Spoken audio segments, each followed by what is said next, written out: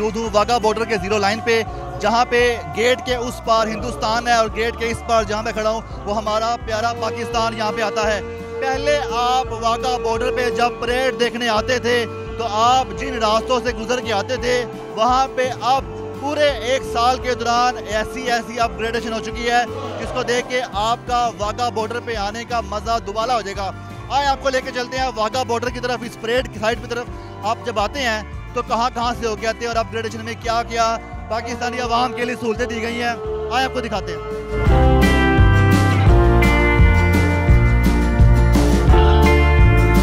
अब मेरे पीछे देख रहे होंगे, सबसे पहले इस गेट की बात करें तो ये आलमगीरी गेट का बिल्कुल नक्श बनाया गया है, लेकिन ये वाघा बॉर्डर का दाखिली रास्ता है और इसके आगे चेक पोस्ट है, तो जहाँ से फिर उसके आगे गुजरने के बाद आप इंडिया की हदूद में दाखिल हो जाते हैं। लेकिन यहाँ पे जो लोग परेड देखने के लिए आते हैं उनके लिए यहाँ पे आपको बहुत कुछ नया देखने को मिलेगा।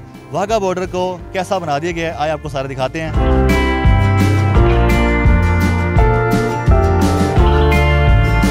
वाघा बॉर्डर पर परेड देखने के लिए जब आप आएंगे तो पहले आप जिस रास्ते से गुजर के जाएंगे वहाँ पे आपको कायद-ए-आज़म मोहम्मद अली जिन्ना का एक मुजस्मा दिखाई देगा, जो कि जिस तरह वो अपनी उस वक्त की कौम से मुखातिब हुआ करते थे बिल्कुल वैसे दिखाया गया है कि कैसे लोग बैठे होते थे और कायद-ए-आज़म मोहम्मद अली जिन्ना स्टेज से खिताब करते थे। और उसके साथ ही कुछ मुजस्मे बनाए गए हैं तहरीक पाकिस्तान में अहम किरदार अदा करने वाले, जिनमें सबसे पहले मेरे one of the most favourite Allama Mohammad Iqbal साहब का एक मुजस्मा आप देख रहे हैं। उसके साथ ही सर सैयद अहमद खान जिनका एक बड़ा कंट्रीब्यूशन था, फिर इसके अलावा अबू अल असर हफीज़ जलंधरी साहब जिनको हम किताबों में पढ़ते भी रहे हैं, फिर चौधरी रहमत अली साहब, ये भी एक बहुत बड़े नामवर शख्सियत हैं। तो ये वो सब शख्सियत हैं जिन्होंने तहरीक पाकिस्तान में एक अहम किरदार अदा किया था। आइए आपको आगे लेके चलते हैं, क्योंकि साथ ही वाघा स्टेशन भी बनाया गया है।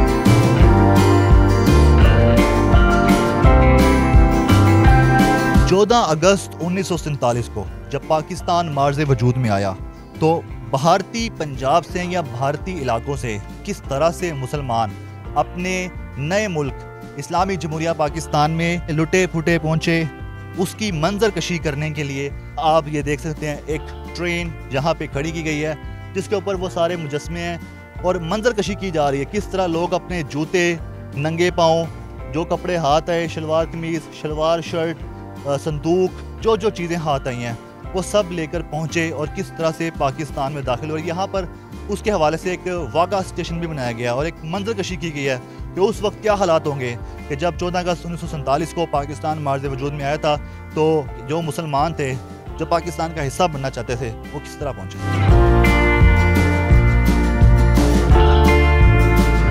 वाघा बॉर्डर पर आने वाले मोसिस शहरियों के लिए एक आर्मी म्यूजियम भी यहाँ पर कायम किया गया, जिससे पता चले देखने वालों को, पाकिस्तानी अवाम को, कि अफवाज पाकिस्तान कितनी ताकतवर है और अफवाज पाकिस्तान के पास क्या क्या मौजूद है वतन के दिफा के लिए। आप देख रहे हैं यहाँ पे किस तरह के जदीद टैंक्स यहाँ पे खड़े हैं और टैंक्स के साथ इनके एक चॉपर हेलीकॉप्टर है और साथ आपको मशीन गन और जो आप देखते हैं तोप होती है जिससे तोपों की सलामी दी जाती है वो भी यहाँ पर मौजूद है।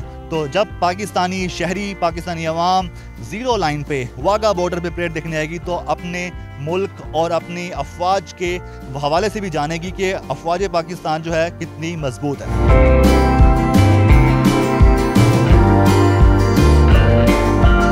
वाघा बॉर्डर अब आपको कैसा लग रहा है? पहले भी आप आते होंगे, पहले कैसा देखते थे, अब कैसा देख रहे हैं? अब काफ़ी बेहतर हो गया हुआ है। इसके हालात जो हैं, पहले काफ़ी ज़्यादा रफ था, इधर सीटिंग का स्पेस बहुत कम थी, लेकिन अब ये जो रेनोवेशन का काम हुआ है ये लास्ट ईयर स्टार्ट हुआ था जुलाई में और ये बहुत अच्छा काम कर रहे हैं यहाँ पे। मैं स्टार्टिंग से देख रहा हूँ, मेरा बेसिक टूरिज़म का काम है, फॉरेनर्स वगैरह आते हैं मेरे पास, तो मैं यहाँ पे आता रहता हूँ। तो ये काफ़ी अच्छा काम कर रहे हैं और काफ़ी क्विकली हो रहा है ये काम।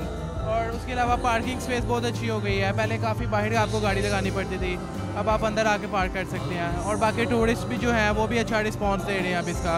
इवन कि आप बाहर रोड पे भी जाएँ तो आगे तक इन्होंने सारा रेनोवेट किया है इसको, जो कि बहुत अच्छा एक प्रोसेस है यहाँ के लिए।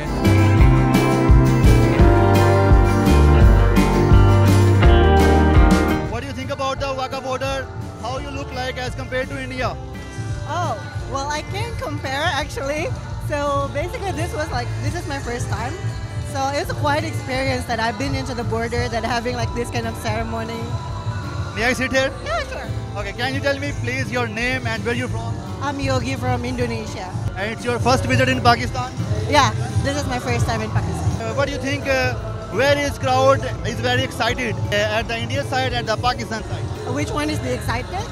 Oh, I think like they're having like more people right now, but you know it's not started yet, right?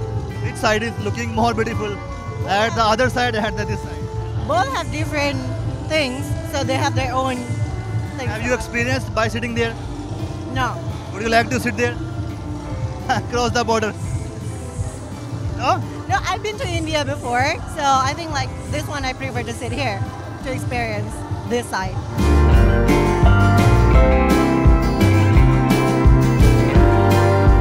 मैं 2 साल पहले यहाँ आया था और ये स्टेडियम का एटमॉस्फेयर शाम के टाइम बहुत ब्यूटीफुल होता है। सिर्फ जंग की वजह से ये बंद किया हुआ इन्होंने, नहीं तो लास्ट टाइम जब मैं आया था तो ये गेट ओपन होते थे परेड के टाइम, तो इस वजह से थोड़ा सा इशू है। परेड अभी खोलेगा गेट?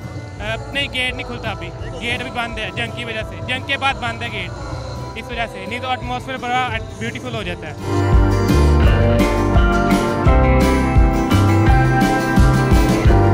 नाज़रीन, जब आप वाघा बॉर्डर पे परेड देखने आएंगे, पहले यहाँ पे 7 से 10,000 पाकिस्तानियों के बैठने की जगह हुआ करती थी। अब यहाँ पे 25 से 30,000 पाकिस्तानी वाघा बॉर्डर की जीरो लाइन पे बैठ के परेड देख सकते हैं, जबकि दूसरी तरफ हिंदुस्तान में जो परेड चल रही है उसको भी देख सकते हैं। तो इसके अलावा यहाँ पे एक तो बैठने के हवाले से पब्लिक की गुंजाइश बढ़ा दी गई है, गर्मी का मौसम भी आता रहता है, तो उसके लिए यहाँ पे वाघा बॉर्डर पे पाकिस्तान साइड पर पंखे लगा दिए हैं, जबकि हिंदुस्तान की जो साइड है जहाँ पे परेड देखने आते हैं वहाँ पे कोई पंखा नहीं है। शदीद गर्मी में लोग बैठ के परेड को देखते हैं, लेकिन पाकिस्तान साइड पे आइंदा जो भी कोई पाकिस्तानी बैठ के परेड देखेगा वो इन पंखों की हवा भी लेगा और परेड देखने का मज़ा भी डबल आएगा, और आपको एक नया वाघा बॉर्डर जो पाकिस्तान साइड है उसके इनक्लोजर्स देखने को मिलेंगे। इतनी खूबसूरती यहाँ पे देखने को मिलेगी कि दिल अश कर उठेगा।